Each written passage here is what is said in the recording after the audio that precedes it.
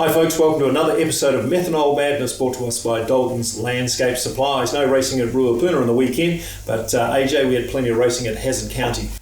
Yeah, great day there out at Ellesmere. Hydraulic bore of the wings, and we had the wingless sprints and the quarter midgets and the TQs. Just a big day, and what a day it was. Yeah, Ellesmere putting on a great show for everybody, and as AJ's indicated, a lot of our open wheel classes were out there, which we'll review shortly. Louise, you made it out to Ellesmere as well. How was it for you? Yeah, it was an awesome day out at Ellesmere. It's always nice to enjoy a bit more of a relaxed race day, and the results were fantastic all around as well. Well, as usual, to get the show started, it's Crash of the Week, brought to us by Elite Re-Roofing, Mike Bell and his crew for all your commercial needs. And a big moment here, AJ, for Jamie Duff in the time trials. He looks like he's going pretty well there, but it all goes wrong fairly quickly. Yeah, he really was flying, and then he just got out into a little bit of loose stuff, and she dug in, and up and over it went, and they actually inflicted some considerable damage to the chassis, and his performance through the day with that bent chassis was quite phenomenal. Yeah, the 19C Alliard sponsored sprint car certainly turning off the crowd early in the show, and very unusual to see Jamie Duff just that far out of control, but I know what happened. He was trying to recover, and that little concrete lip there really flipped that car over at the very last moment. So spectacular moments there out at Ellesmere, in front of a full house for sure, and it was a spectacular day for anybody watching all the racing. Well, time to move on to the Herrick Creek Distillery review. No racing at Ruapuna, so we'll have a look at Ellesmere Speedway. Plenty of our open wheel classes out there for the weekend. And Louise, the quarter midgets, the first class we'll start with, and Brodie Morris took out a heat. Yeah, the quarter midgets always enjoy going out to Ellesmere, a nice flat surface for them and a great training ground for many of the new ones as well. But Brodie Morris and Jack Brownlee's both taking out heat race wins, with Jack Brownlee's taking out the feature over Darcy Rasmussen and Brodie Morris putting it on the podium. Good stuff, Brodie. Good to see you up there. And Darcy Rasmussen is certainly continuing that great form. We all know how good Jack Brownlee's is. Well, the next class we'll look at is the TQs, and a little bit of controversy here, Louise. Tyler Warnock got relegated. Yeah, it was round 2 of the Tom Taylor series, obviously at Tom Taylor's old stomping grounds out there at Ellesmere. So quite a solid field turned up to kind of contest for that second and final round of that series. So it was technically Tyler Warnock crossing the line in first, but ultimately he would be awarded with second place, with Scott Bailey taking out the win and Aaron Finlay third. And that was how they would finish in the overall series points as well, with Tyler and Scott Bailey actually tying for first and Aaron Finlay in third.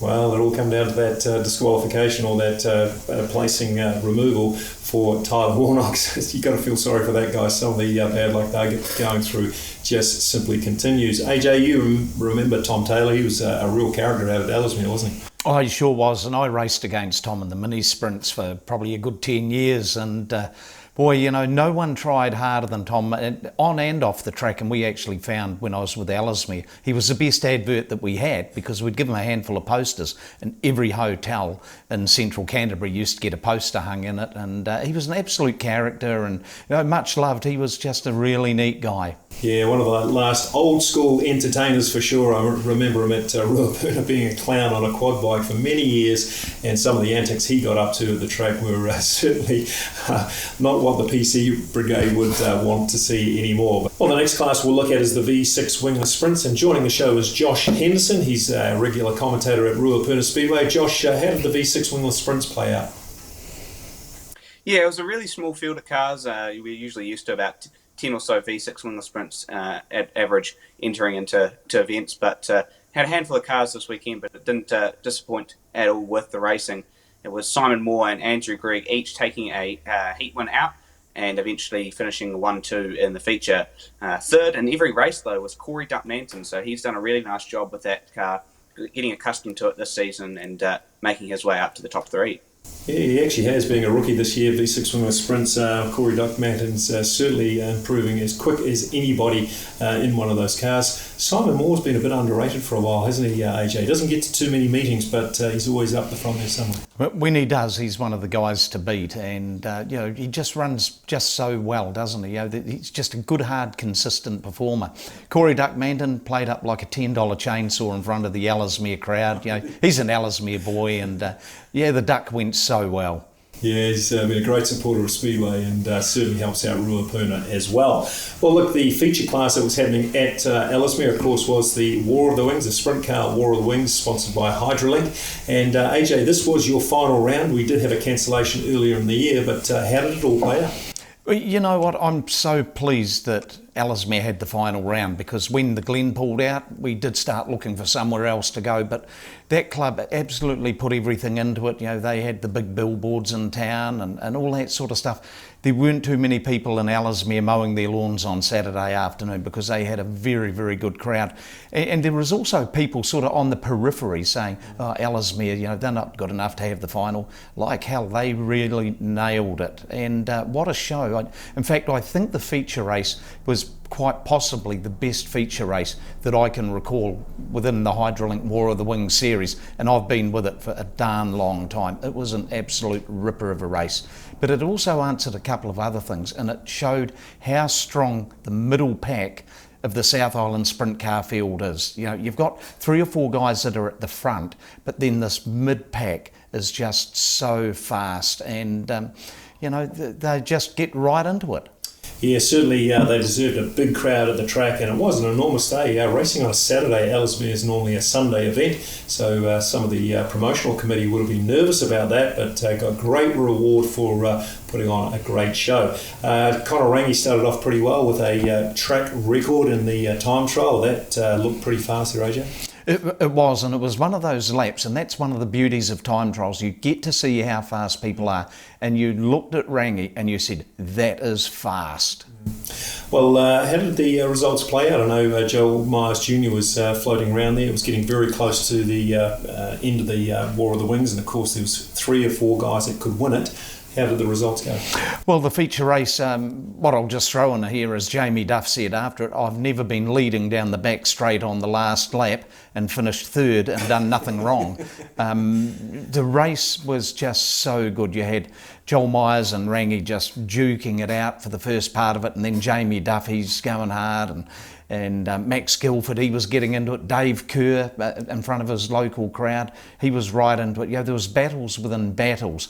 And then Myers and Rangi sort of got a little bit of a break on the rest of the field. There was a crash under yellow, and Conor Rangi just threw an amazing slider and going into turns 1 and 2, got his nose in front, and from there on Myers had a little bit of work to do, and then Duff moves up into 2nd place, and then on that last lap, going into the last lap, Jamie Duff throws a slider, gets his nose in front, going down the back straight, and I'm about to write Jamie Duff's won the feature race, and then Conor Rangi gets him, and then as they go through the pit corner, you know, not 70 metres away from the finish line, Joel Myers just swept right around the outside of the whole lot of them, and you know, the place went nuts. It was just such a good race. What a dramatic finish it was, and just watching that race then, it was certainly exciting stuff. We had the crowd on the edge of their seats and standing, and a pretty fitting way to finish your War of the Wings. I know it's a shortened version of it this year, but it's been such a good series for a number of years now, AJ, and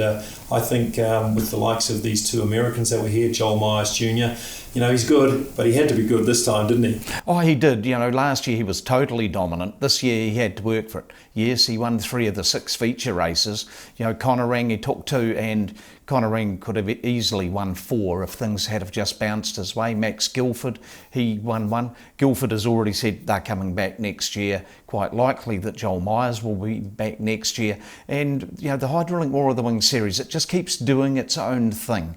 You know, it's not trying to reinvent anything. It's not trying to be anyone else. It is the premier sprint car series in the country, without doubt. And, you know, I think the crowd loved it, and Hydrolink are just totally wrapped and right in behind it too. Yeah, I think we can agree it is one of the best series around. And Louise, you were out at Hazzard County watching that. What was the feel and vibe like just being a spectator watching it? Yeah, it was absolutely, I have to agree with AJ, one of the best sprint car races I've seen in a long time, if not in my entire lifetime probably. I think that, you know, kind of rooting for Conor and rooting for Joel, and there was no really like wrong person to cheer for. It was anyone's game, and I think that when it really came down to it, obviously Joel pulling that move, going around the outside, he did what he had to do, and it was electric in the crowd. I think that everyone was just as shocked when they all crossed the line the way that they did. It was incredible to be a part of. Well, always good to get that in the Speedway, and it's what Speedway is really famous for, just spontaneous moments that appear, and of course as a crowd you just look at this thing and go, I must applaud this. It's like something you've never seen. So congratulations to you, Joel Myers Jr. and Connor, because of course you need all the competitors around you, but certainly Joel Myers Jr. has really cut his teeth down here in New Zealand and made a very big name for himself. Just thinking about Brenham Crouch, Harry's gone home early. Brenham didn't make the big impact that Joel's made in his first year, and I think Joel's really stepped up. I think Joel has stepped up, absolutely. Brenham, it took a wee while for him to adjust to the Freeman Motorsport car, which is a darn good hot rod, that thing. But I think the difference is that Brenham's a points racer, and Joel is a win racer. And so Brenham sets himself for a series to be really consistent and be hauling in the points. So going into that last round, even though he was back in the States, he was like third in the points. He was leading the time trial points.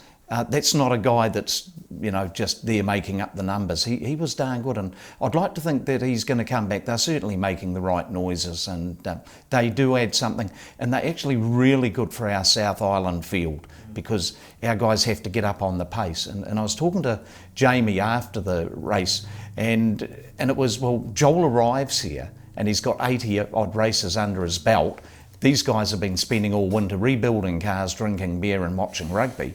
And so when Joel arrives here, he is right on the pace straight away. And so it does take our guys a couple of shows to really crank it up. Yeah, I think you're right, and that relationship between the Americans and our guys has extended itself with the likes of Caleb Bourne going overseas recently, and I think there's a few other drivers anticipating going over in the seasons coming up. Well, time to take a break, and on the backside of that we'll have the share and win competition winners. Get ready for high-octane action at the Racecourse Hotel and Motor Lodge Ruapuna Speedway. The mighty midgets return, battling for the South Island Midget Car Championship, sponsored by K&T Drainage. Will Jack Lowe continue his great form, or will Liam McCurby and Tom Lumsden steal the show? With Sprint Cars, TQs, V6 wingless sprints and quarters, it's a night of adrenaline-pumping excitement you won't want to miss. Grab your tickets online at ruapunaspeedway.co.nz and be part of the action. Welcome to Wellington's largest caravan and RV shop. CB Caravans and RV Centre look after repairs and maintenance, and they are leak specialists. CB Caravans and RV Centre import UK caravans. Need to sell? They can help. CB Caravans and RV Centre, your caravan solution. Catch up with Will and Wendy today. And welcome back to the show. Time to move on to the share and win competition. Of course, what you had to do was share this post on our social media channels, and this was for our February 17th meeting, which is happening this Saturday. And if you shared this post, you had a chance of winning a family pass. Louise, who were the winners this time? 10 winners this week are Sarah Harkis, Kyle Burt, Greg Jordan, Chrissy Clark, Tanya Marshall, Jenny Knight, Helen B. Agnew, Liz Hamilton, Damien Halliday and Bruce Dawson. Yeah, good stuff. Some familiar names in there for all of us, and great to see 10 family passes being given out at the track. It's been a real success, this, and certainly had all the support by our supporters sharing those posts around. Well, time to move on to dirt track news, brought to us by CB Caravans and RV Centre. And of course, the first item we'll look at is the North Island Sprint Car Championship. And this is happening at Western Springs Speedway, the first time they've been racing all year. And Louise, what's your thoughts on this? Yeah, it's going to be great to see racing back at Western Springs. I think that it puts everyone and all the competitors in a pretty unique situation with the North Island title. Obviously, it's been a long time in between hits out at Western Springs, and a lot of the sprint car guys have been competing regularly at Bay Park, so they're going to go from the size of Bay Park to the size of Western Springs. So I think it'll be interesting to see who comes out on top, but nevertheless, it's going to be great to see the turnout of the crowd and the competitors showing their support for Western Springs. Yeah, I agree. It's a really big moment historically here. If we can get a good result with Western Springs running this event. Of course, they've got their big New Zealand Championship coming up a few weeks later as well. AJ, this is probably bigger than most people actually realise. We really want this to succeed, don't we? Oh, absolutely. I do think that Western Springs is really fighting for survival now. The one thing that starting off with a championship does is it's a level playing field. The track is going to be very, very green because they've just had to dump some clay on it. Half the other stuff got washed away, I dare say, and it is going to going to do a couple of things. One, the track is going to be green, and there's going to be a real amount of over-eagerness potentially from drivers wanting to do something. And I think it's the sort of night where someone who's going to be really patient and just play the waiting game is going to come through. Don't get involved in all the drama, because it will be there. Absolutely, and some of the favourite drivers that we like, Jonathan Allard, remember he's coming back from that back injury. That sort of played out quite nicely for him, having some time off while Western Springs was getting up and running. And like you, AJ, I'm really interested to see how the event actually plays out. There's a lot of challenges there for the track, of course, and even just the general infrastructure. I think they've got generators going in, and certainly a reduced crowd going in there as well. It's a fairly expensive event, and let's hope that they get the support that they're looking for. I think they will do, but there are times when I sort of wonder about the Western Springs fraternity. Not the people directly involved, but everyone is so passionate about the place. And I did say to one of Auckland guy I was talking to at the Midget Nationals, where's the protest marches? Why aren't you making noise? But they're all sitting there just waiting for the next thing to happen. And I said, you know what, it's actually far easier to be doing Save Our Speedway than Bring Back Our Speedway. And so this is a pivotal moment, and the place has been going since November 1929, and this here is one of the key nights in its history. Well, I did see John McCallum on Breakfast on TV1 this week, just outlining his case there, and certainly Western Springs has taken a softly approach, but you get a sense that the real guns might be fired very shortly. This is far too big to lose, and for anyone that's involved with Speedway, we hope that you'll get behind this. Whatever campaign they put together, we really want to support Western Springs. But talking about the North Island Championship, we might look at some runners to select there, AJ. Who's your thoughts on taking out the North Island Championship, which of course will lead to the New Zealand Championship a few weeks later?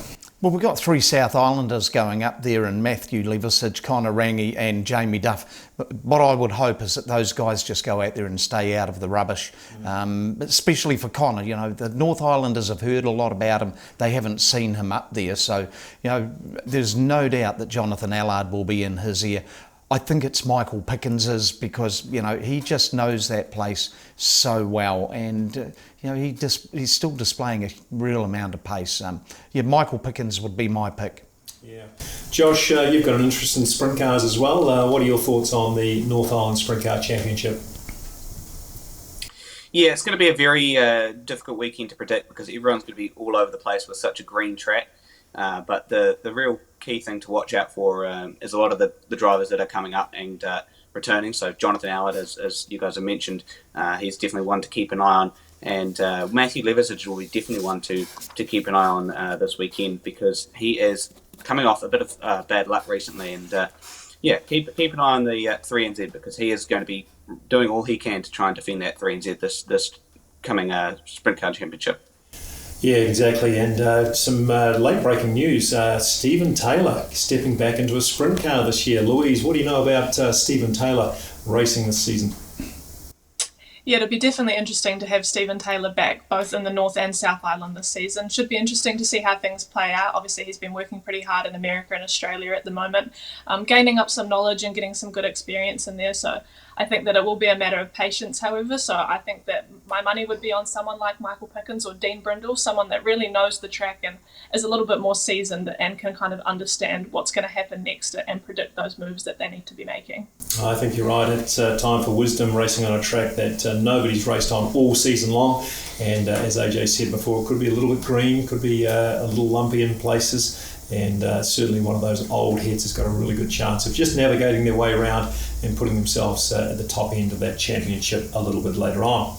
Well, look, time to move on to some international news. And Josh, we've got the High Limit and World of Outlaws starting.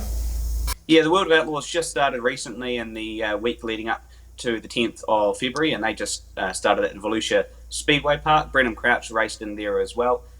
So they had a good kick-off with the Dirt Car Nationals. Then following them up just recently, in the past couple of days, the High Limit Series just started at East Bay Raceway Park out in Florida, which is going to be their last 410 sprint car race at that specific track. So really monumentous start to the season for both series, and it'll be interesting to see how they both compare.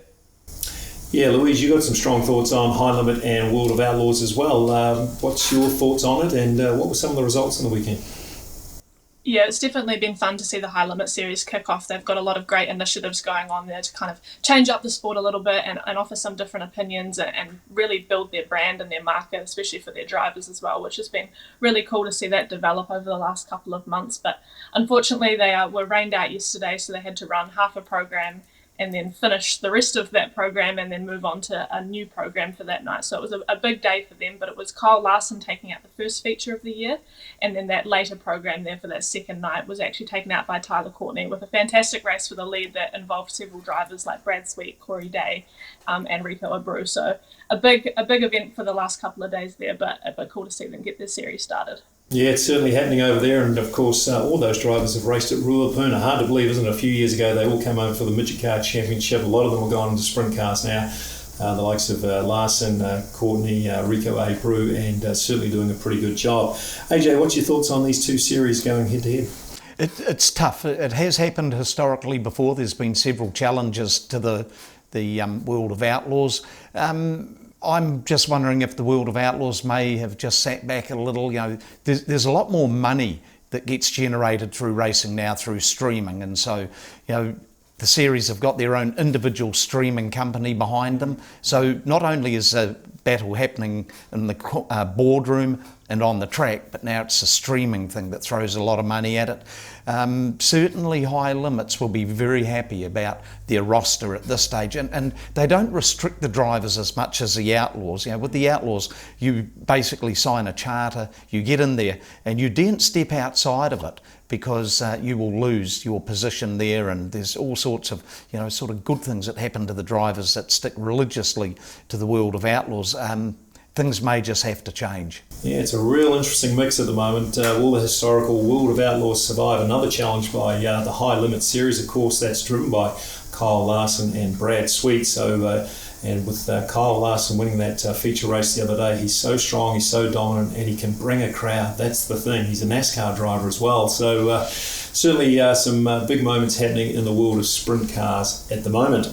Time to remind ourselves of Speed Week, and of course this is the $100,000 worth of cash up for grabs on 4 meetings over 8 days on April 5th, 6th, 11th and 13th. The theme of this will be Welcome to Thunderdome, so we'll release a bit more information about that, but certainly we're going to have some real atmosphere at the track, and for those that attend, we hope that you'll enjoy the show that we put on. But on Friday night, the 5th of April, we've got the BT Race for Mates, Louise, and this is in honour of Bryce Townsend. Yeah, really cool to get the week started off with an event really special to a lot of people and in honour of Bryce Townsend. And it also does a lot to support the Mental Health Foundation, which was a cause really important to that committee there, of course. So really cool to get that started. I'm sure that we're going to have plenty of travelling midgets. That event's been won by Michael Pickens 2 years in a row, so I know that someone's bound to be itching to kick Michael out of victory lane. So it'll be cool to get that event underway on that Friday night, and I'm sure it'll be a great one. Yeah, well, we already know Brad Mosen's announced he's coming down and he's bringing a sprint car as well. He made that announcement on Methanol Madness just last week. AJ, on Saturday night, we can probably make an early announcement about this. We've got the last man standing event for all those midget car drivers. Yes, and I do think the format lends itself towards the midget cars. Those guys will actually be really, really keen, and they will want to engage in it with one heck of a lot of enthusiasm. I'm really looking forward to this one. Yeah, for you North Island drivers, very similar to the Stoops Pursuit in America. And Last Man Standing is going to be an event that Ruapuna runs every year, and certainly some pretty good cash up for grabs for the top 3 runners. Well, of course, we move on to the 11th and 13th, and before we talk about the midgets and sprint cars, Josh, we've got the Rumble happening for the V6 Wingless Sprints. Yeah, the V6 Wingless Sprint Rumble, it's our regular Rumble every year. We have this towards the end of the season, and this field is stacked. We've got 30 cars maxed out already on that, and we've got some of our regular competitors at the Ruapuna Speedway, of course, so Kirk Hawkins, Andrew Gregg, and our CTRA 1NZ of Bailey Clive. But we've also got a couple of new entries for this season. We've got Gene Spooner running a V6 wingless sprint, and we've also got Luke McClymont, the North Island Midget Championship, jumping back into a wingless sprint. Yeah, good to see Luke McClimber back down at Ruapuna. He was unbeatable a few years ago. And Laurie Peterson's also making some murmurings that he may come down. So certainly the North Islanders are going to be well supported for the V6 Rumble, which has been a pretty good event organised by the local drivers here over the last several years. Well, of course, on the 11th and 13th, we also have the City South Van Spears Midget Car Gold Cup, Louise. And this is an event that just found some sponsorship recently, and this is going to be another addition to that huge week of racing. Yeah, I think it's really cool that we've added the midgets onto the program for that. Obviously, the Sprint Car Gold Cup has been so rich in history at Ruapuna Speedway for so many years and such a staple event that I really hope that we can build the midgets up to that kind of standard as well. And I'm sure that there'll be no doubt such a great show put on with the North Islanders travelling down as well as mixing it up with our South Island guys. I think that has the real potential to grow into something just as big as the Sprint Car Gold Cup. Absolutely, and of course the idea behind Speed Week, Welcome to Thunderdome, is to create an event at Ruapuna which is memorable, people want to come to every year, and the very best drivers want to travel from the North Island and join our local guys to put on some of the best racing you could imagine. AJ, the sprint cars will have their regular events, the Salute to Goody and the Gold Cup. Can you tell us all about that? Yeah, well, the weekend before they're going to sort themselves out with the New Zealand Sprint Car Grand Prix. So, you know, that all these events have got a lot of history behind them. And the Goody, you know, occasionally you start thinking, well, you know, we've run it 11, 12 times. You know, do we keep it going or not? But the enthusiasm from the drivers that knew Noel Goodwin, and for those of us who knew him, you know, he was one hell of a larrikin, a great driver and an outstanding person. You know, we do want to see the Goody going. It's a great prelude to the Sprint Car Gold Cup, which has got 20-something years history behind it. And it was specifically created because we didn't have a sprint car event on the program. You know, we weren't going to get a Nationals every year, so we created the Gold Cup, and look what it's done. Yeah, it's certainly taken off, and it's one of the best events in sprint car racing in the South Island. Plenty of North Islanders will tell you that for sure. So look, folks, it's going to be a huge week of racing. Of course, it's Speed Week. Welcome to Thunderdome. Plenty of special effects at the track, and we realise it's going to be a little cooler in the winter there, but we're really hoping for a great week and plenty of support from all of our supporters coming to that event. Plenty of fireworks going on too, by the way, so many reasons to come and enjoy Speed Week and that $100,000 up for grabs. And the last bit of news for Dirt Track News is, Louise, you've got an announcement. You've been asked to do some presentation work for Volt TV, who run Western Springs Speedway. Yeah, I'm really excited to head up for the New Zealand Sprint Car title on the 23rd and 24th of February and go back up to Western Springs and be a part of the broadcast team up there. It should be interesting. I'm looking forward to learning some new things and being around a different crew. Obviously, being at Ruapuna has been a lot of fun, but it should be interesting to see what I can learn off being around some different people. Yeah, excellent. Well, of course, the locals will be worried if you're going there permanently. It's just a sort of cameo performance for a event, I think it's the title, and we'll be pleased to get you back on track. She's certainly going pretty good at the moment, isn't she? Oh, absolutely. You know, we've got a really, really good team, you know, some youthful and enthusiasm and a couple of old dogs that have been around for a wee while. Some would say perhaps too long in my case, but, you know, we're very passionate about the game, and you and I, we've raced. We know what it's like. We know the sacrifices. We know what it's like to get belted in the face with a big wad of clay and so on. We know what it's like to hit the wall once or twice or 10 times in your career. And so I think that's something that our team has got. And, you know, young Josh comes in from left field, and you know, there's that enthusiasm and the passion for it. You cannot beat it. No, it's certainly going well at the track these days. Well, time to move on to the preview of the week, and of course the meeting we're looking forward to is the K&T Drainage South Island Midget Car Championship. AJ, it's going to be a belter here. We've got a good field here of 14 runners, I think. You're really looking forward to it.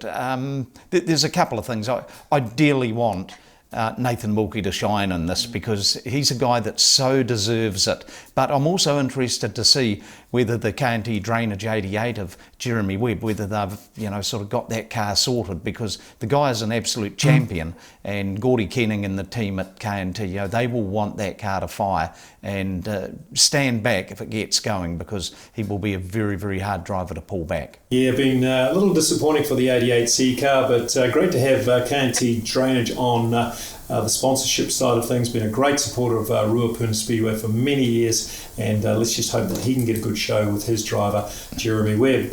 Louise, your thoughts on the championship? No Max Guilford here this time. No, a shame not to have the defending champion. Of course, it's always gives the guys something to strive for a little bit when you know that the guy in front of you's won it before. It makes you kind of want to take them off it a little bit more, but nevertheless, it's going to be a great show, and I would like to see Glenjury park it in victory lane. I think that he has the ability to put on a show, as we've all seen over the many years that he's been at Ruapuna, and I think that if we could turn this one into a slide job fest for the midgets, I think that that'd really turn it on for the crowd.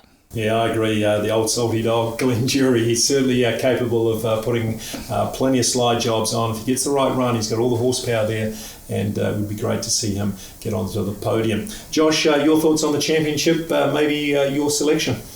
Yeah, last week I picked Liam McCoubrey, and staying with that pick, and I will be right through to the end of the event. I've got confidence that Liam has the absolute speed necessary to carry out the victory at the championship. He's had speed throughout the early portion of this season, just hasn't had a lot of luck with that car, and a lot of collisions in some cases as well, where the mechanical side hasn't come into it. So hoping that Liam can get the luck on his side this weekend, and he'll be back on top at the South Island Midget Championship. Yeah, he's certainly been unlucky, and that Selwyn Everett Motorsport team car had to take a very last-minute repair building up to that championship. No power steering on Liam's car, and he had to muscle that car around. I thought he did pretty well, AJ. He was muscling it up pretty good, and he's super smooth, Liam McCoubrey, isn't he? And he's got a real good chance of taking it out. Yeah, using the old Armstrong steering box. And he's smart, you know. He just does everything right, and you cannot discount the value or the wisdom that comes into that team with Selwyn Everett. You know, he started racing way back in about 1966 or 67 or something like that, and he's won enough of these championships, as has Liam in the TQ days and so on. And so, you know, it's kind of a bit of a power team. You know, they've got a very fresh engine. They will take some pulling back. Well, for me, it's Jack Lowe. That drive in the championship just recently going from 12th to 1st in a pretty tricky track was quite spectacular. And I think Jack's got every chance of taking this championship out. Certainly going to be interesting. And of course, if you want to go and view what's happening at the track, get yourself down to the Racecourse Hotel and Motor Lodge Ruapuna Speedway on Saturday night. That's starting at 6 o'clock with the gates opening at 4:30. Well, folks, that's the end of the show. And my thanks to Josh Henderson, Louise Smith, AJ Batt, and until next time, keep your foot up it.